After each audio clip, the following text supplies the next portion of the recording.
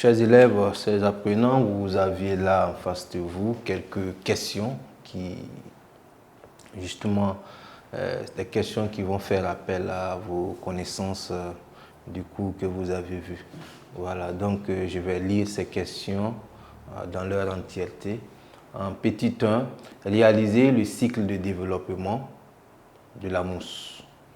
Petit 2, comment appelle-t-on le mode de reproduction sexuée de la spirogyre? Petit 3, décrit la reproduction asexuée chez les lichens. Petit 4, définir symbiose. Et enfin, petit 5, voilà, donner une différence existant entre saprophyte et parasite. Voilà. Donc, nous allons ensemble essayer d'apporter des éléments de réponse justement sur ces 5 questions. Voilà. Donc, comme solution, bien, en petit 1, on nous demande de réaliser le cycle de développement de la mousse. Voilà.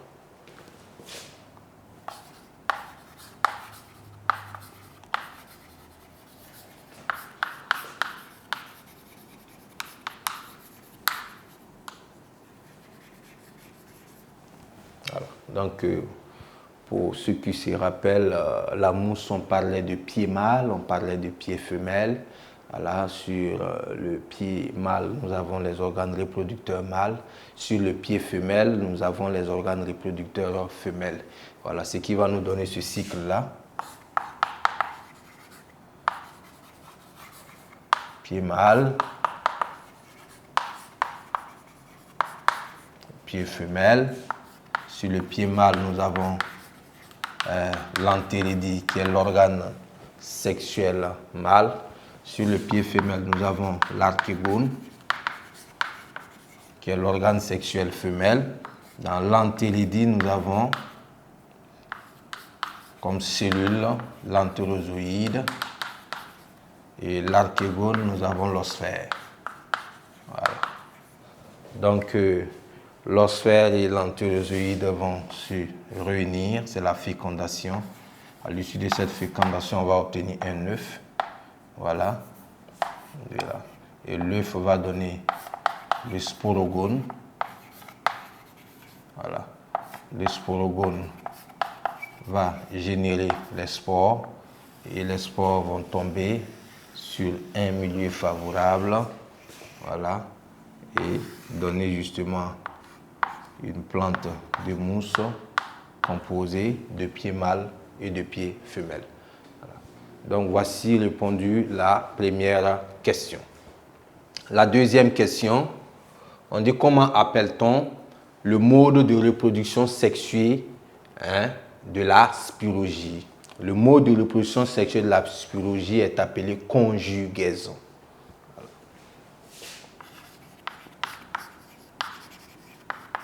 Le mode de la reproduction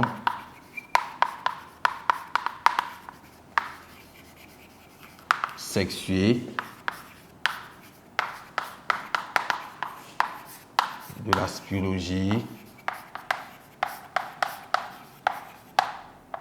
est appelé conjugaison. Voilà. Donc là, c'est la deuxième question. La troisième question, on demande de décrire la reproduction asexuée chez les lichens. Voilà. La reproduction asexuée chez les lichens. Décrire la reproduction asexuée chez les lichens. Bien. Je rappelle que chez les lichens, nous avons l'algue, nous avons le champignon. Et nous avons eu à dire ici que au niveau de la reproduction asexuée, c'est le bouturage naturel qui marche. Voilà, mais la reproduction sexuée, il y a vraiment une difficulté. Il n'y a pas de reproduction sexuée en tant que telle. Voilà. Donc, la reproduction sexuée chez les lichens se fait à travers le bouturage naturel lorsque les conditions de vie sont favorables.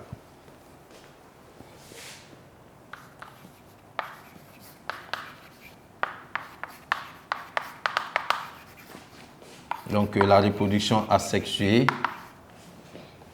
Voilà. Des lichens s'effectue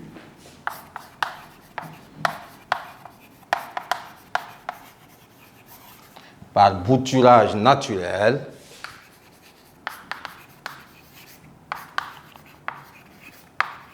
lorsque les conditions de vie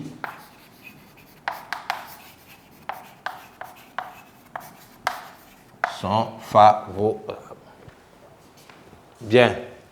Ensuite, la question numéro 4, petit 4, on nous demande de définir symbiose. Voilà, symbiose. Je pense que cette expression, nous l'avons vue quand on abordait justement la nutrition des lichens. Voilà, quand on parlait justement de l'association algues et champignons et justement les bénéfices réciproques, hein, les avantages réciproques que ces deux plantes-là s'octroyaient. Voilà, donc la symbiose ici, on dira que c'est une association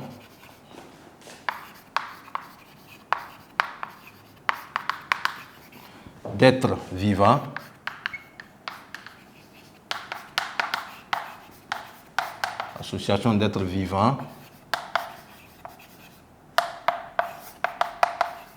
à bénéfice réciproque.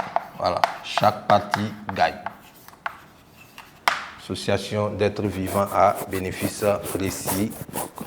Voilà.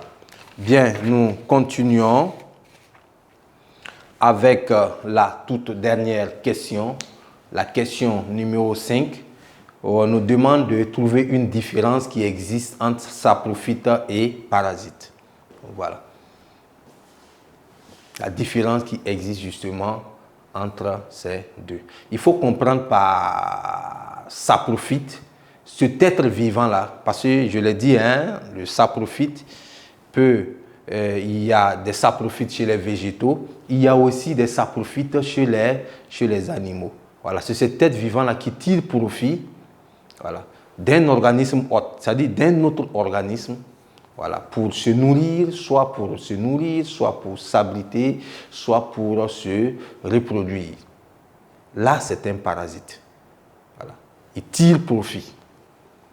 L'autre ne gagne pas, c'est lui qui profite. Voilà. Mais le saprophyte, lui par contre, c'est cet être vivant-là qui profite justement d'un autre être vivant qui est mort ou d'un autre être vivant qui est en décomposition. Le saprophyte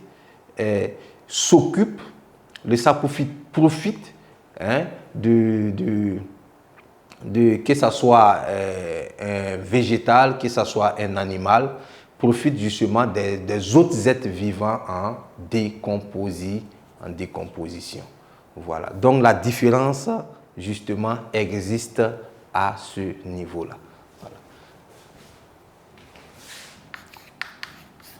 Donc on va mettre tout d'abord parasite. Parasite, on va dire être vivant, voilà, de façon générale.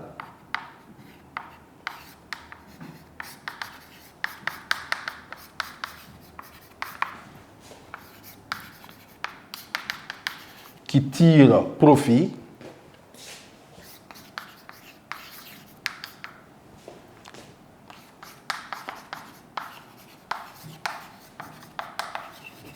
d'un organisme hôte. Voilà, l'organisme hôte, c'est l'organisme qui l'abrite,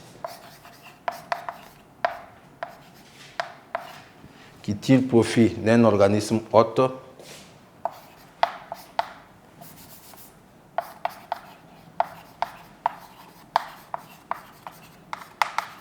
pour se nourrir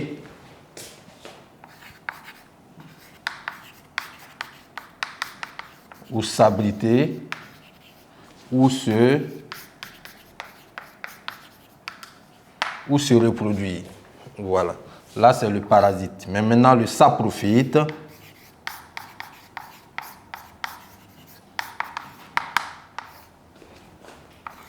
C'est un être vivant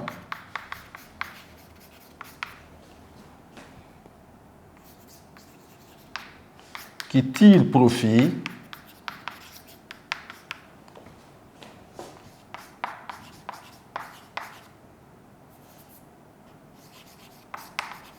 d'un autre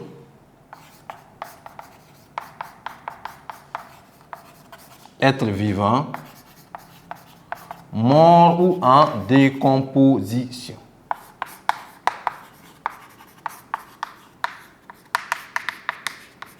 Voilà, mort ou en décomposition. Voilà.